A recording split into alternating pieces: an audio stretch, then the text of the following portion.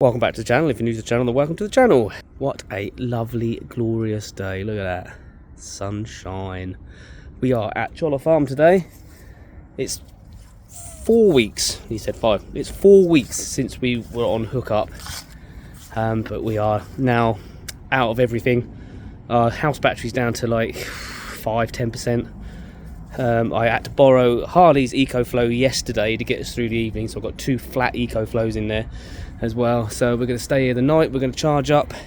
We get water on this pitch as well, so we fill up with water, do all that stuff. We've got Macy coming over, so we're just going to enjoy the next 24 hours here. And if you're a follower of this channel, you would have seen this a few times because we come here every now and again. It's beautiful.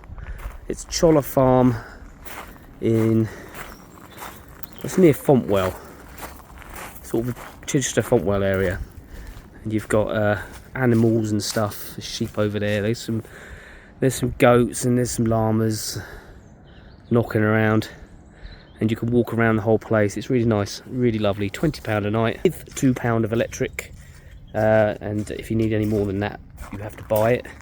But you don't normally need more than that. It's actually really warm. I've got the diesel heater going in there. I might turn it off. Gorgeous. In my last video, I talked about how we stay off grid full time, and that's a combination of obviously solar, using our EcoFlows, charging them up where we can, and campsites.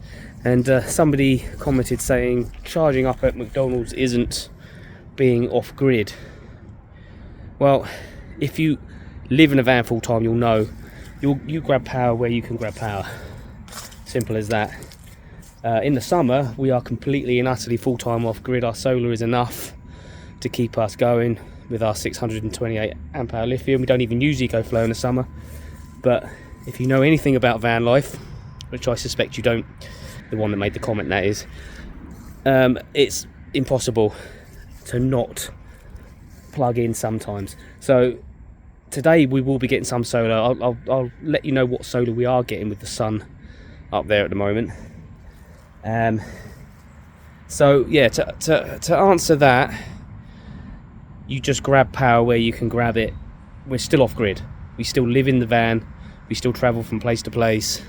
If it means going into McDonald's or a cafe or a pub and getting some power, that's fine. You're paying for it anyway. EV charging points, we've done that a couple of times this week. You're paying for it, all right? If you're a paying customer and they let you charge up, so be it. And that's what we do. Okay, at the moment it's not too bad. It's about 25 to 12. The sun is kind of, I don't know if you can see it there. We're getting about 165 watts on the solar, which isn't bad for this time of year, to be fair. We've got 700 watts up on the roof. Obviously they're flat mounted, the sun's at an angle, but so we're getting something in.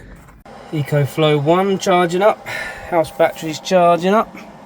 Brilliant. You can't see that, 12.6 that's saying now. This morning before we left, it was on 12 volts, which is about nothing. When it gets to 12 volts, it needs charging badly.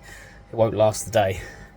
Anything 13 and above, which is 13 volts to, well, it goes right up to 14.4 volts, but usually settles around 13.6, is good.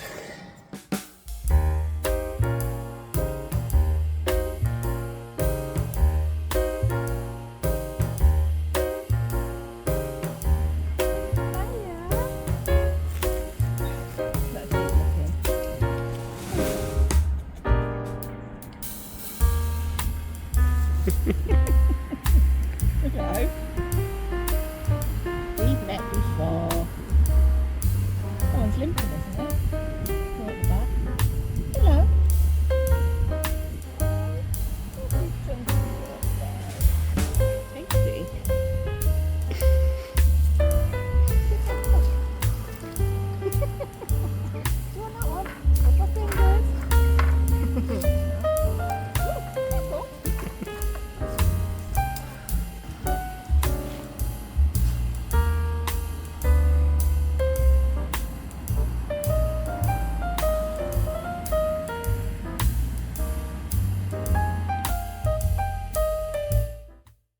And that was our lovely little stay at Choller Farm. We do like going there, and Harley goes there quite a lot. Well, I say not a lot, but when you need to, it's a good one. It's a CL site on Caravan and Motorhome Club. Check it out. Highly recommended. So back at the curbside, we're just about charged up. The only problem I've got is I've got such a big house battery and only a 20 amp charger, because it's the old charger for my old battery, which was a lot smaller, and I haven't upgraded the charger yet.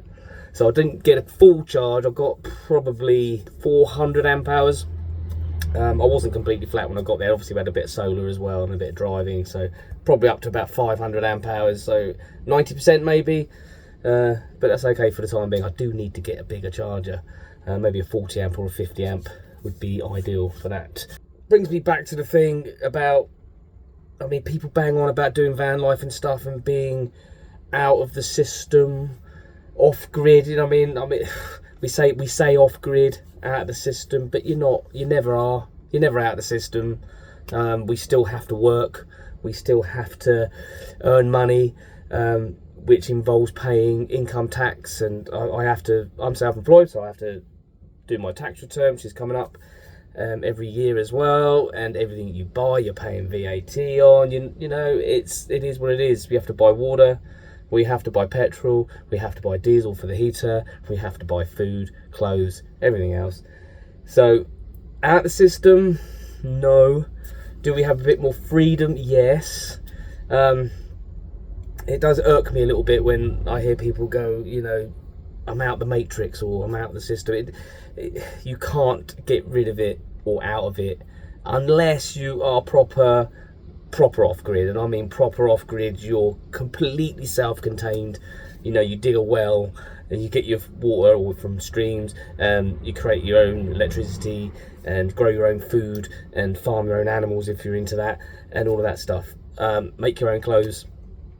You know, it's impossible, isn't it? So let's just be realistic about it. I'll try and be real with you about it. Living in a van is just an accommodation choice, really.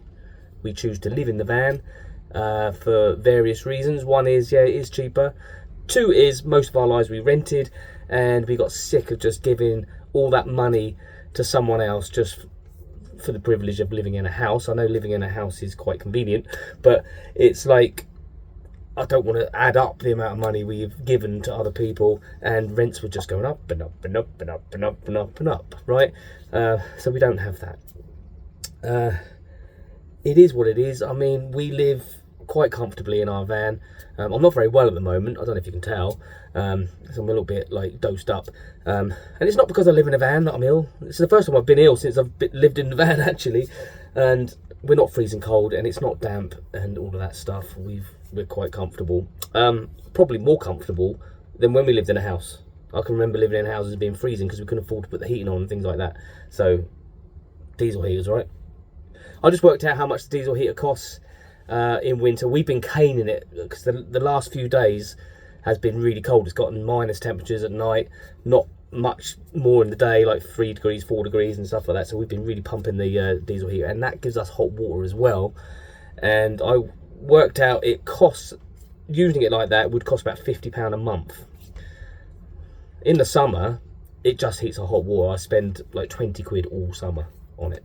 So bingo mass, right? Anyway, that's all that said and done. So I'm going to leave the video right there. What do you think?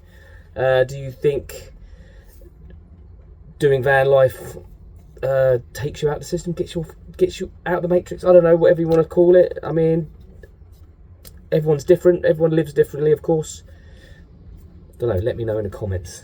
Anyway, I'm going to go probably have a nap because I don't feel very good. And God bless you, all that good stuff. Don't forget to like, comment, subscribe.